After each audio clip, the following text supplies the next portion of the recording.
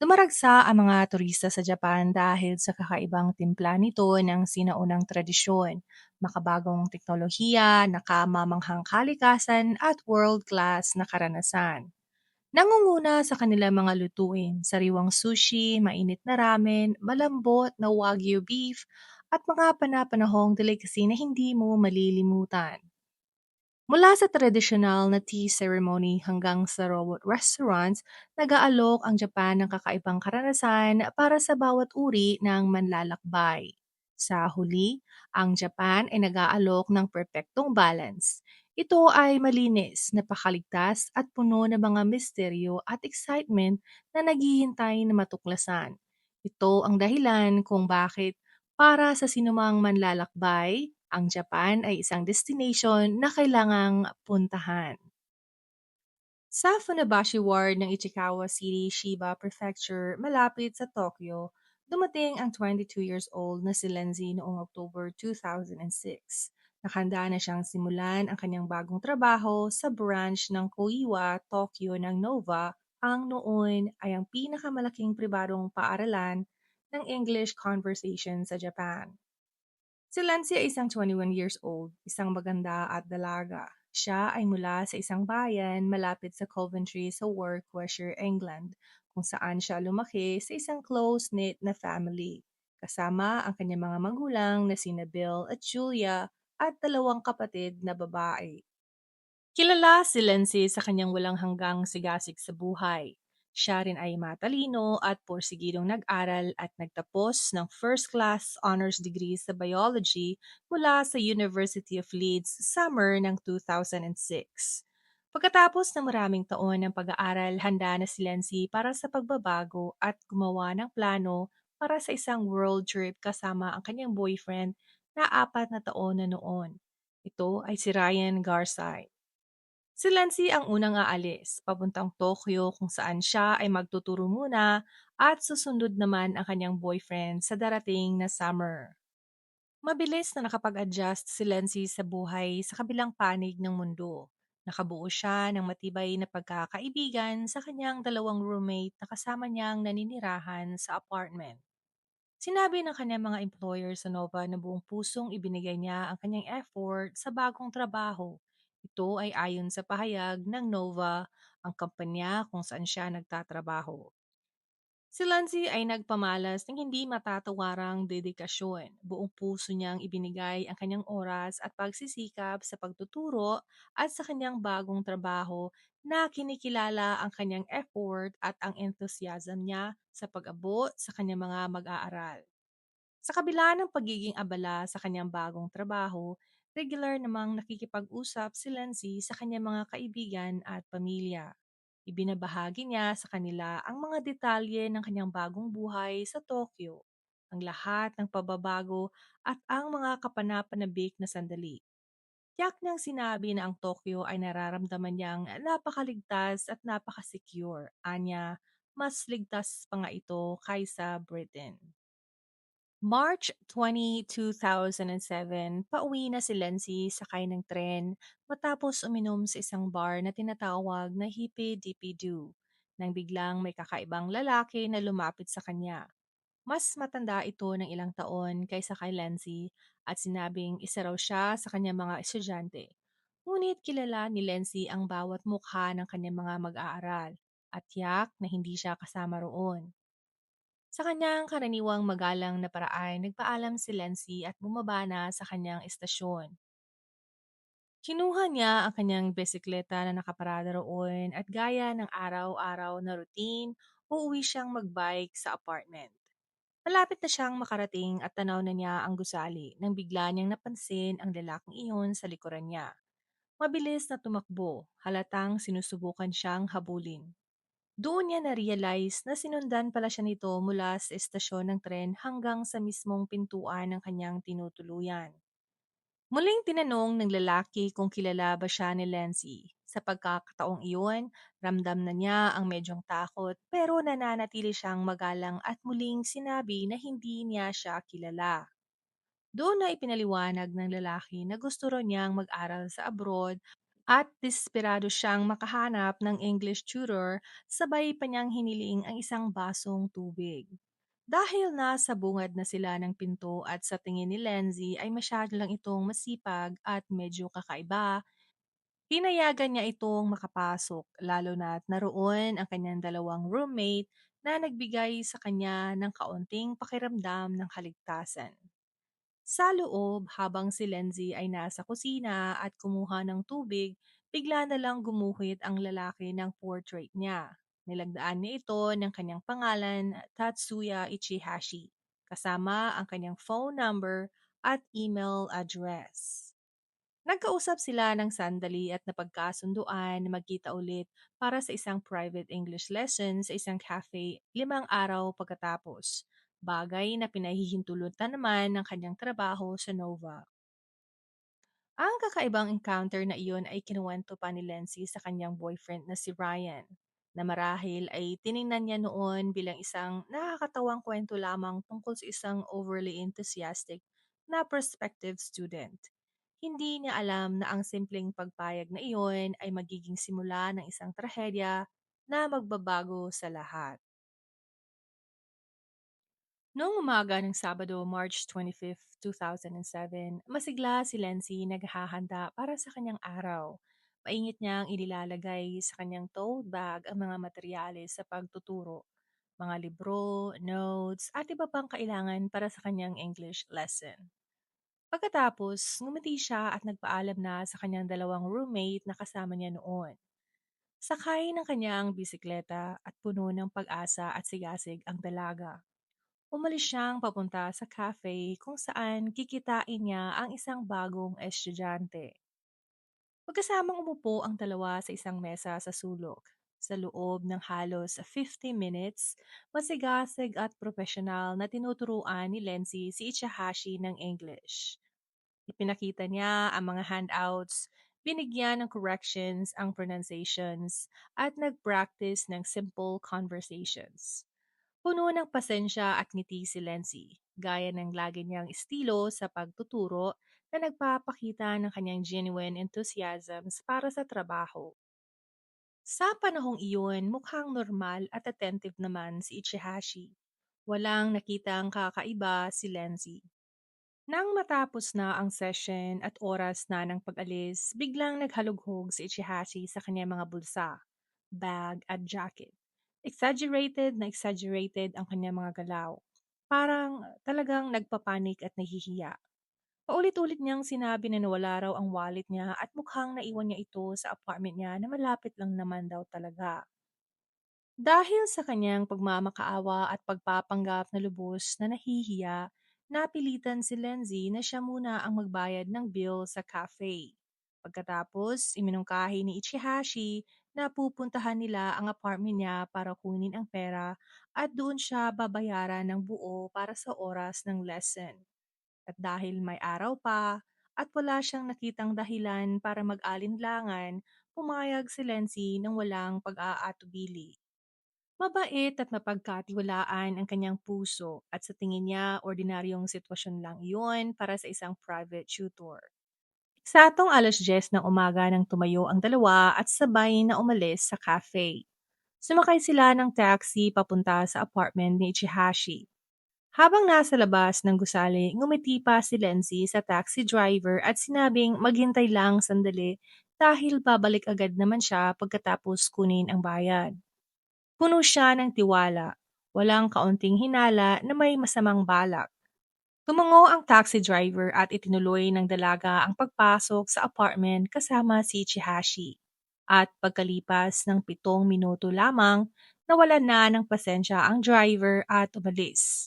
Hindi na bumalik palabas si Lenzy. Nauna ang mga roommates ni Lenzy na i-report ang kanyang pagkawala.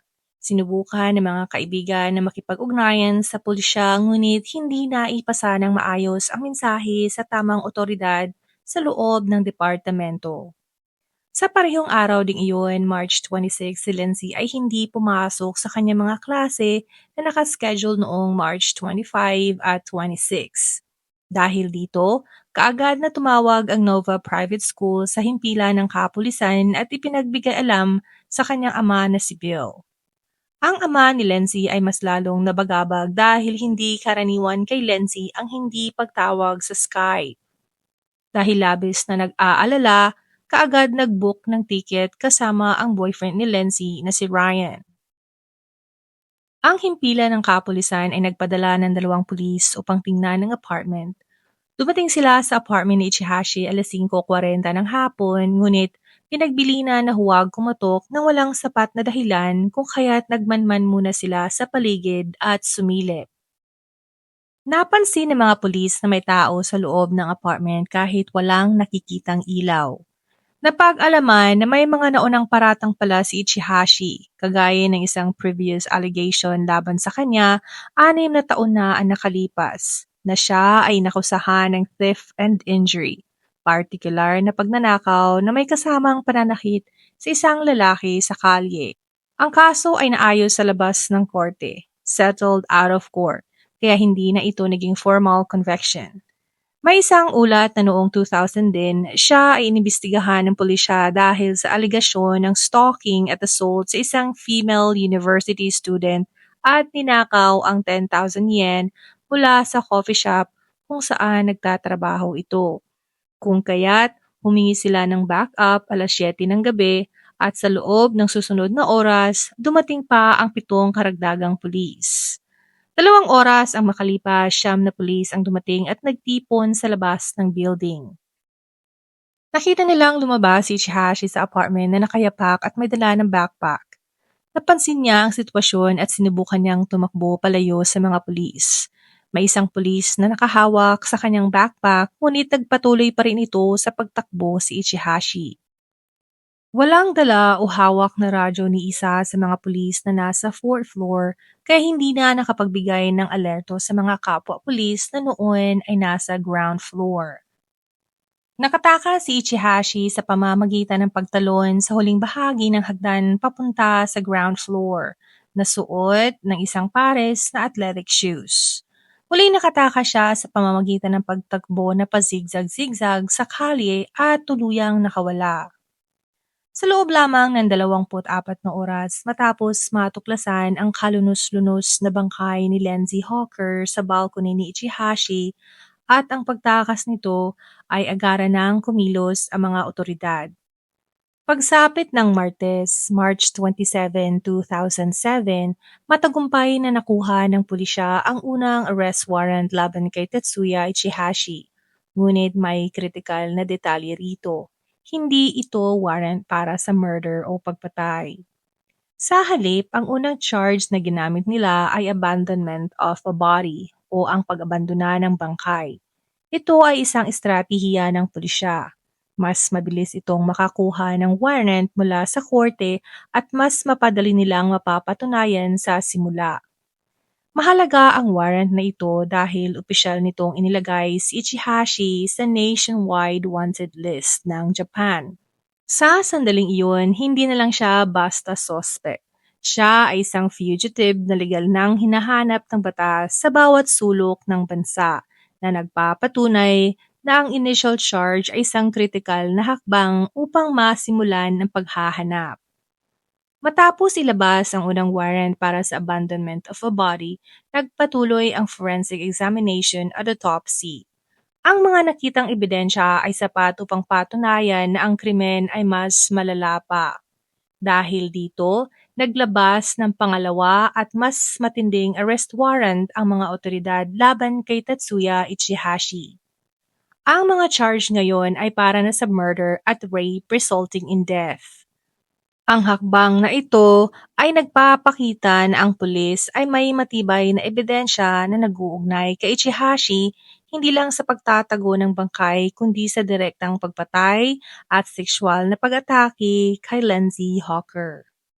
Sa pagpasok ng taong 2008, habang patuloy ang malawakang paghahanap, nagsimulang umikot ang mga impormasyon at sighting na nagtuturo kay Tatsuya Ichihashi sa isang partikular na lugar sa Tokyo, ang Kabuchiko.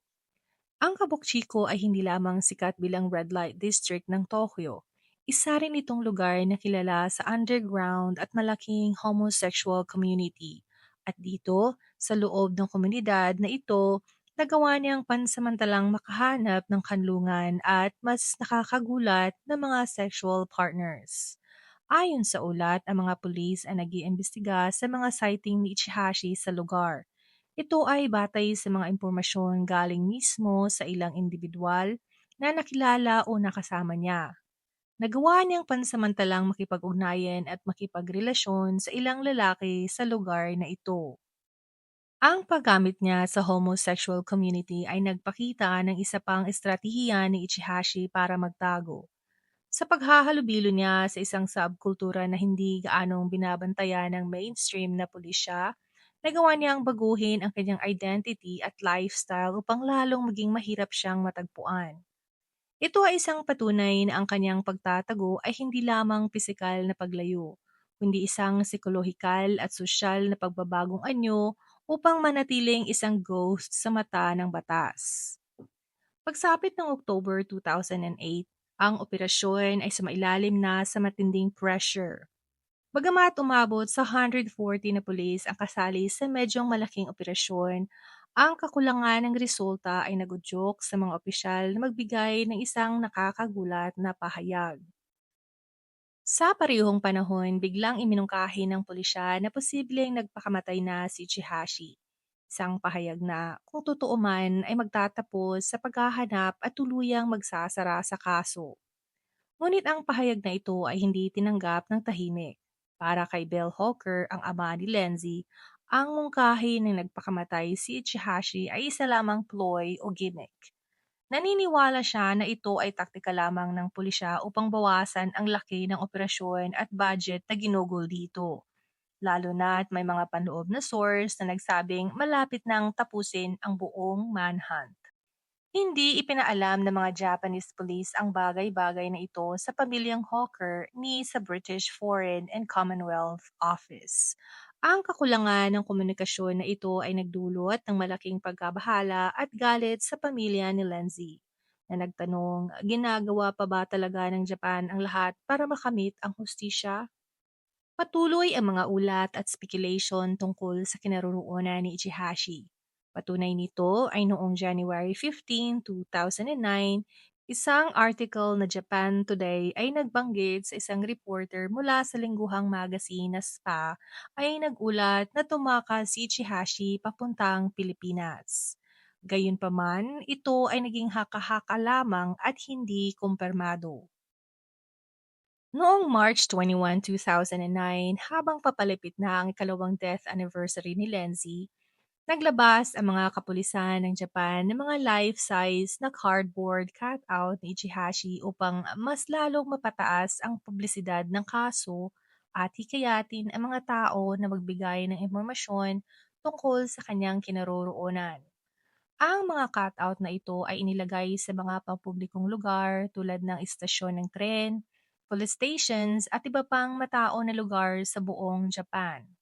Ipinapakita rito si Chihashi na may suot na mga posibleng damit at hairstyle na maaari niyang gamitin habang nagtatago, kasama ang mga detalye ng kanyang pisikal na anyo. Layunin nito na panatilihing buhay ang interes ng publiko sa isa sa pinakamatagal at pinakamahal na manhunt sa kasaysayan ng Japan noon.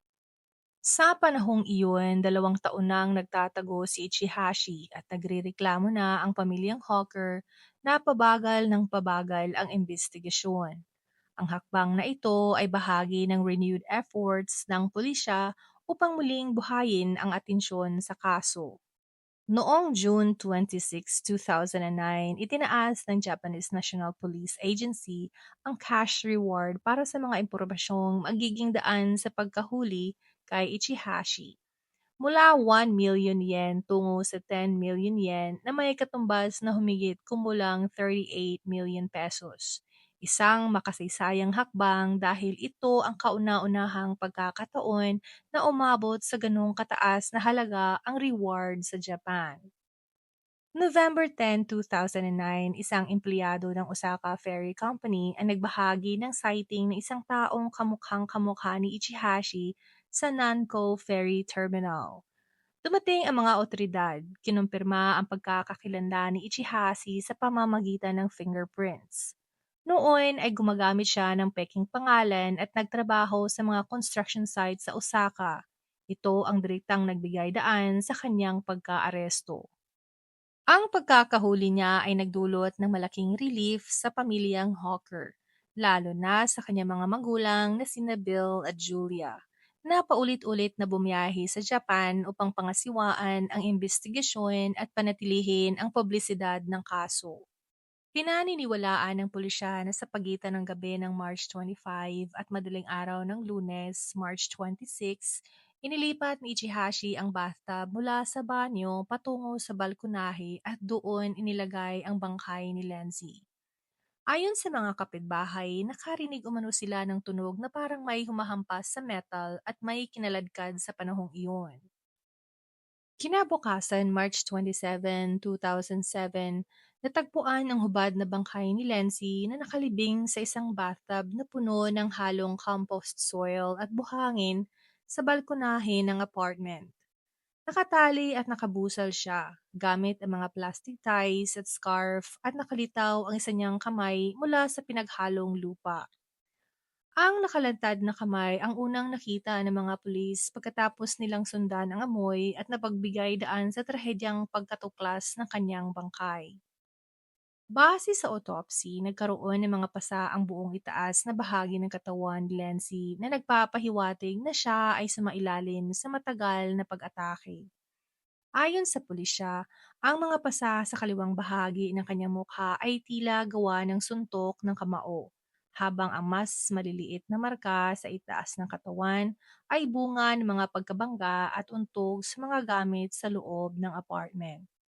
Sinabing may alam sa martial arts sina Lenzi at Ichihashi, pero mas may karanasan si Ichihashi kaysa kay Hawker dahil mayroon siyang black belt at mas malakas ito kesa sa kanya. Namatay si Hawker matapos siyang sinimulang sakalin ng kanyang umaatake at nabali ang kanyang lieg. Inilibing ni Ichihashi ang dalaga sa buhangin, ngunit sa aktwal, ito ay halo na buhangin at compost soil at pinuhusan pa ng isang substance na ginagamit upang i-compact at mapabilis ang pagkabulok ng basura.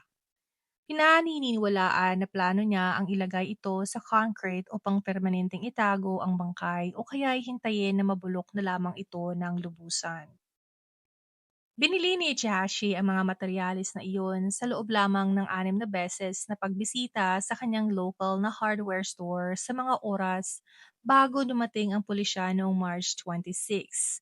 Ang mga pagbiling ito kabilang ang mga sako ng soil, buhangin at posibleng deodorizing o decomposing agents ay naitala sa CCTV at naging mahalagang ebidensya laban sa kanya sa kalaunan na nagpapakita ng premeditated na pagsisikap na itago ang krimen. Bago pa man maaresto si Ichihashi noong November 10, ang himpilan ng kapulisan ay nagbahagi ng impormasyon na noong November 4, 2009, ibinunyag ng pulisya na nagpa-plastic surgery si Ichihashi noong October 24 sa isang klinik sa Nagoya, kung saan niya pinataas o pinatuwid ang kanyang ilong o nose lift. Nabigo siyang magpaopera sa Fukuoka ng kalagitnaan ng Oktober. Ayon sa investigasyon, maraming beses na siyang nagpa-cosmetic surgery noon upang alisin ang dalawang nunal sa kanyang pisngi, magdagdag ng fold sa kanyang eyelids o double eyelid surgery, bawasan ang dalawang labi para maging manipis at pataasin ang taas ng ilong bago pa siya pumunta sa klinik sa Nagoya. Upang matulungan ang publiko na makilala siya sa kabila ng mga pagbabago sa itsura, naglabas ang pulisya sa media ng isang larawan na kinuha kaagad bago ang kanyang pinakabagong operasyon noong 24 ng Oktobre. Ang larawang iyon na nagpapakita ng mukha ni Ichihashi na may mga marka pa na dating surgeries ngunit hindi pa ganap ang paghilom ay malawakang ikinalat sa mga wanted posters at balita ay nagbigay daan sa mas maraming sighting reports na sa wakas ay nagambag sa kanyang pagkahuli 6 na araw pagkatapos nito. Hindi agad umamin si Ichihashi nang mahuli siya noong November 10, 2009.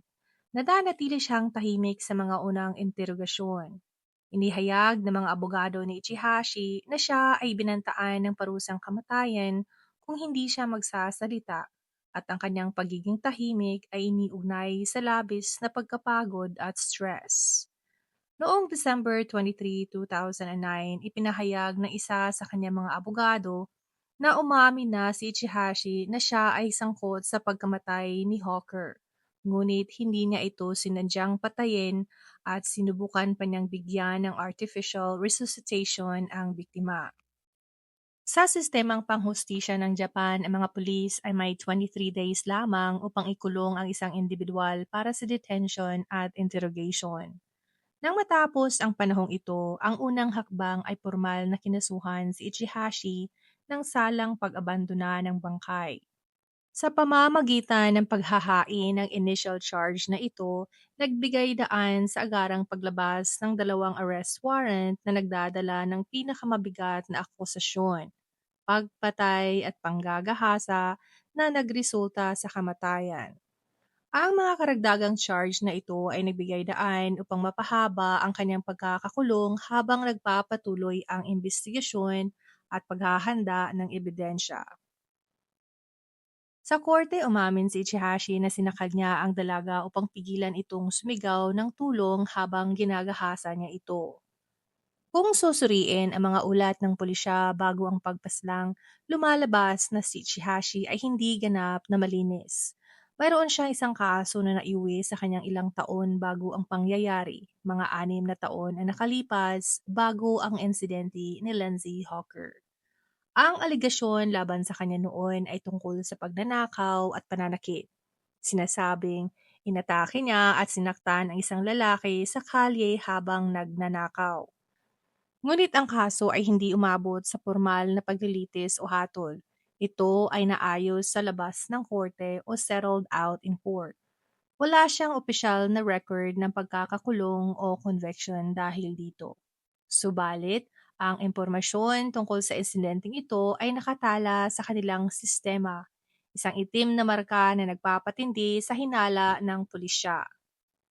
July 21, 2011, hinatulan si Ichihashi ng Shiba District Court ng habang buhay na pagkakakulong para sa pagpatay kay Hawker. Humingi ang pamilyang Hawker ng parusang kamatayan, ngunit itinuring ng korte na hindi angkop ang death penalty dahil wala siyang naunang kriminal na record o previous convictions. At sa edad na 32, may posibilidad pa rin siyang ma-rehabilitate o mabago. Sa loob ng 2 taon niyang pagtakas, ang tanging layunin ni Tatsuya Ichihashi ay maglaho. Ang kanyang solusyon, ayon mismo sa kanyang aklat na Until I Was Arrested, burahin ang kanyang sariling mukha. Ang aklat ay isinulat mismo ni Tatsuya Ichihashi habang siya ay nakakulong. Inilabas ito noong 2013. Ang libro ay pinamagatang Until I Was Arrested o minsan ay tinawag na I Am Ichihashi, Journal of a Murderer. Inilaha dito ang kanyang pagtakas, ang kanyang pagtatago sa loob ng 2 taon at 7 buwan, ang kanyang self-surgery at professional na plastic surgery at kung paano siya nagtrabaho upang makalikom ng pondo. Gayunpaman, ang pagpapalit anyo niya ay nagdala sa kanya sa kapahamakan. Sa isang partikular na klinika, ang bakas ng mga nunal na sinubukan niyang alisin sa sarili noong una o ang sunod-sunod na pagbabago niya sa mukha ang nagtanim ng hinala sa isang staff member o doctor. Ang hinala na ito ay nagtulak sa staff na kopyahin ang kanyang mga larawan at ipinadala ito sa mga pulisya. Kahit na inabot na mahabang panahon, ang pag-uulat na ito ay nagbigay sa pulisya ng bagong direksyon at pambihirang lead na humantong sa kanyang pagkakahuli sa ferry terminal sa Osaka. Bagaman grabe at brutal ang krimen na kinakabibilangan ng rape na nagresulta sa kamatayan at malinaw na pagsisikap na itago ang bangkay, sumunod ang hukom sa karaniwang precedent sa Japan. Ang death penalty ay bihirang binibigay para sa kaso na may isang biktima lamang, lalo na kung walang dating convictions. Sa halip, ang life sentence na walang parol ay tinuturing na pinakamabigat na parusa na naaayon sa kaso. Nananatili si Chihashi sa kulungan hanggang ngayon at ang sentensya niya ay hindi na-appeal o binago. Ang desisyong ito ay nagdulot ng halo-halong reaksyon, galit mula sa pamilyang Hawker at ibang bahagi ng publiko. Ngunit kinilala rin bilang consistent sa mas maingat at rehabilitative na approach ng judicial system ng Japan sa mga single victim murder cases. As of today, si Ichihashi ay nanatiling nakakulong sa Nagano Prison.